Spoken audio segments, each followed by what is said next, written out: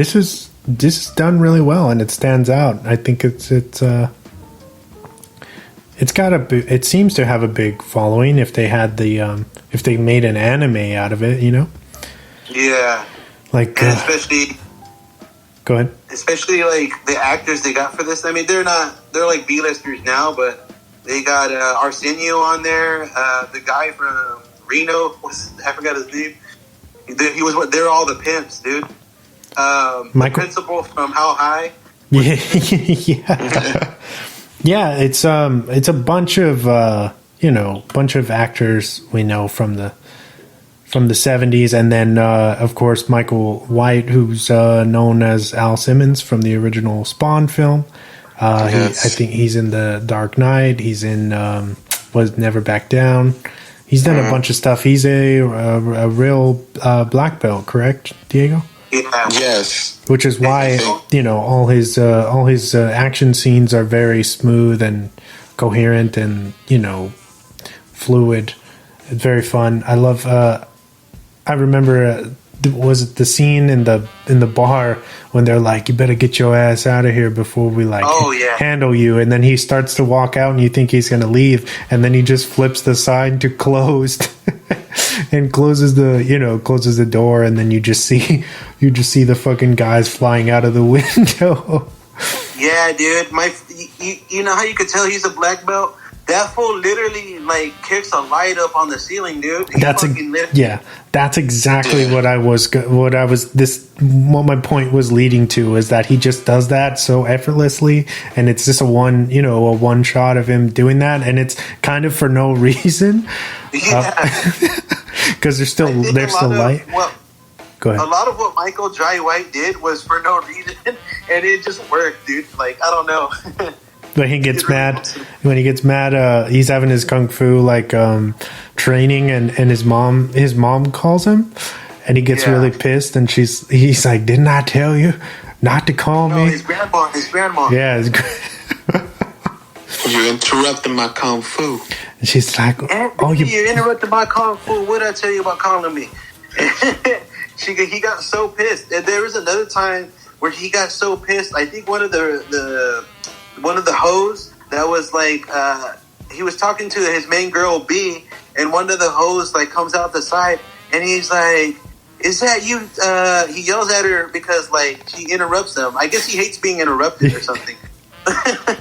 But he's like, "I'm gonna send your ass back to Crenshaw P so they can start fucking beating up on you again or something." Like, I don't know, like his inner pimp came out or something. Like, that shit was like, I was like, oh shit! Like, he just snaps. He snaps on her, and then like everyone's just silent and watching him.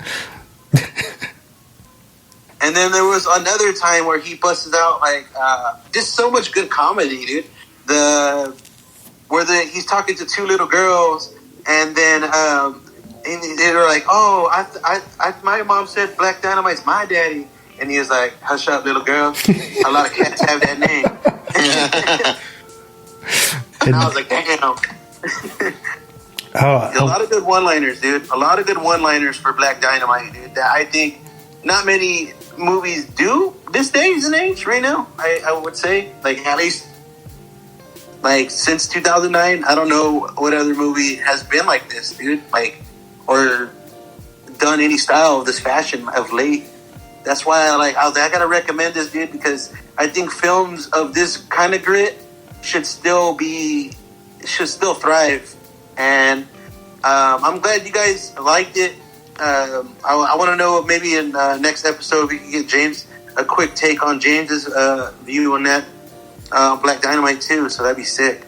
Yeah, I'm pretty sure. Yeah, I'm pretty sure he watched it because we were going to do the show last night and he was ready. So I think we can arrange that and have him talk a little bit about Black Dynamite next week too. Yeah, but before I forget, I wanted to say, I like my all-time favorite part of this film is when he's talking to his grandma and they hang up, and he's like struggling to put the receiver on the.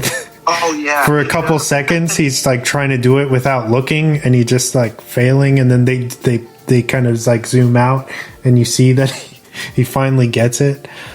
Yeah, dude. There's a lot of like weird mistakes, dude, and I think they just fit so well. because like you just know Black Dynamite. For some reason in this film, like they make him seem kind of unlikable at the same time, but you can see why. Because at the beginning of the film, when he's fighting, he's only fighting and he doesn't have his license to kill. But he eventually gets that shit back, and you just saw what happened.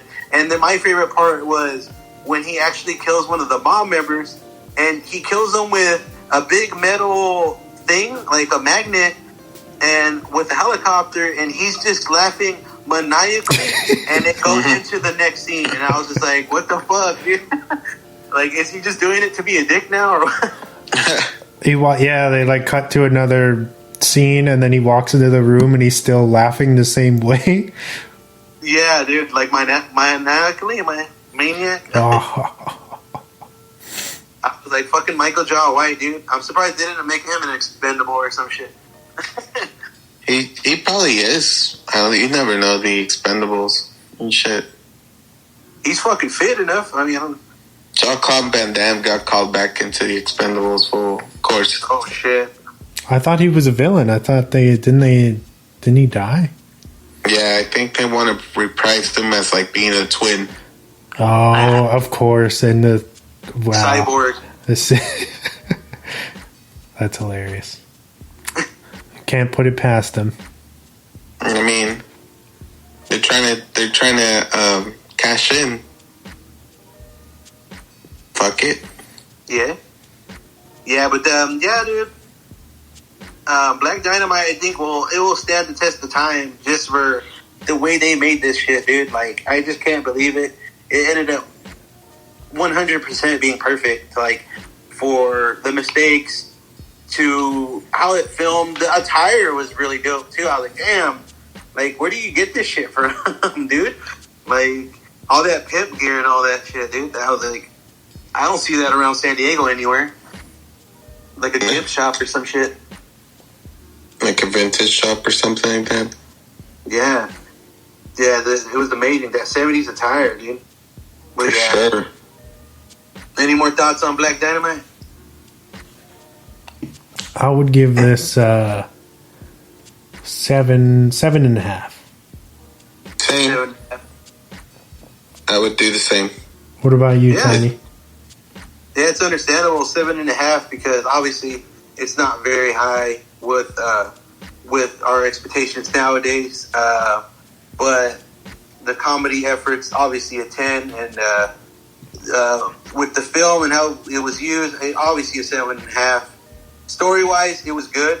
Also, you can mark that as a different category for A pluses or 7s or 1s or 9s, whatever. But yeah, dude, the 7.5 is a solid deal for Black Dynamite. The showdown, the showdown alone with Nixon is great. The nunchucks, and then his wife comes out and talks shit to Black Dynamite for him. Get away from my China cabinets or whatever. And then he just fucking he like throws her back into the China cabinets like in slow motion. It's just like there's like this raw that's the thing I noticed in this, because it's supposed to be set in the 70s. They're very vicious. Men are vicious towards women. Yeah. It's very misogynist, but also I think that was meta and intentional as well. Yes. Yeah. It's like kind of like seeing Barbarella. Yeah. That makes sense. Yeah. It's pretty crazy. But I'm glad you wrecked it, dude, because I needed some laughs in my life. Yeah, man. I'm probably gonna watch it again after the episode. Yeah, because it's one of those films, like, I leave it on, and I'll go do something in my house, like, I'll leave it playing, and then I'll come back to it, and I'm like, oh, hell yeah. And I'll come back to something funny, immediately, always funny. Like, there's not something that isn't cheesy or, well, cheesy and hilarious at the same time. And I just like it, dude. That's why I wrecked it, and hopefully you guys can use it in your repertoire for good laughs, you know what I mean? Like, good time films, even though some of the story's kind of dark, like when he talks about when he's in Vietnam and he's talking about or he's fighting like a little Asian kid, or the little Asian kid's scar to his body, and he's talking about it, and it sounds funny. Even though it was cheesy, it was pretty dark little side stories for Black Dynamite. Like, it goes to show that maybe if this movie was more serious, it could go that direction. You know what I mean? Like, you want to know some trivia about that scene when he's telling that story about Vietnam? Yeah. The kid who he said is, you know, all charred up or whatever, and they cut to him, and he was, you know, he's like, oh yeah, I didn't have to know what exactly what he was saying to know what he was actually saying. So when the kid says something to him in Vietnamese, he's actually saying you're full of shit, talking about him, like, basically, you know, being meta again, and like saying like this whole story is bullshit or whatever. And then he's like, he was saying, why Black Dynamite? Why? He just exaggerated it. Yeah, it's hilarious because it's like, they go into this like montage of you know, Nam, and he's just like pulling shit out of his ass. Yeah, because him and that detective O'Leary supposedly went to Nam, and they were basically ordered to like fuck shit up, dude. And I guess Black Dynamite like got an Alzheimer's or something and forgot that what really happened. He also refers to the Vietnamese as Chinamen, which was like super racist and incorrect. Yeah, like also very meta. Yeah, it's just like, wow, you don't know geography, my man. I don't know. And then the kind of the theme of, well, I think we still haven't touched on.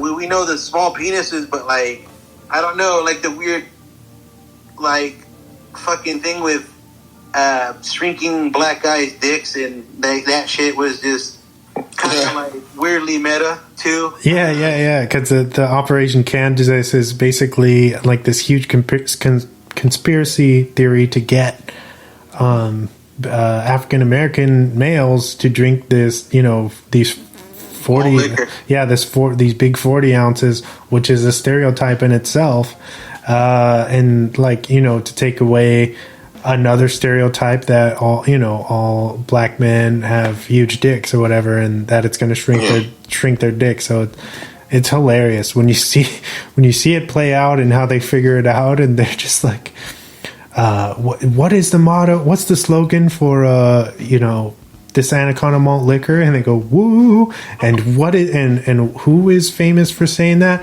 Little Richard. Oh my god.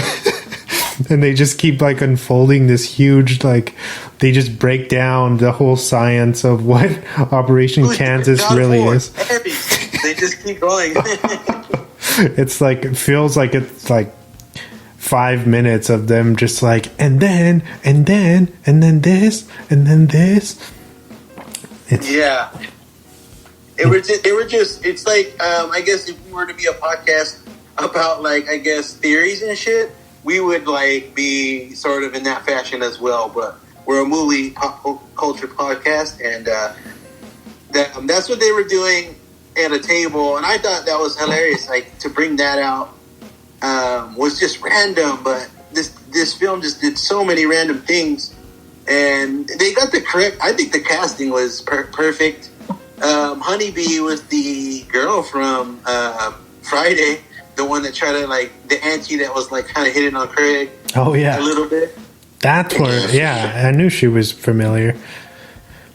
Yeah, there's so much familiar casting for me too. I that's why I loved it too. I was like, oh, what? And then I would have a friend just say, like, that's the four from this. So I'm like, oh, it is. And I would just be even more dumbfounded because, like, I love sub actors, like the ones that aren't fully on the big screen all the time.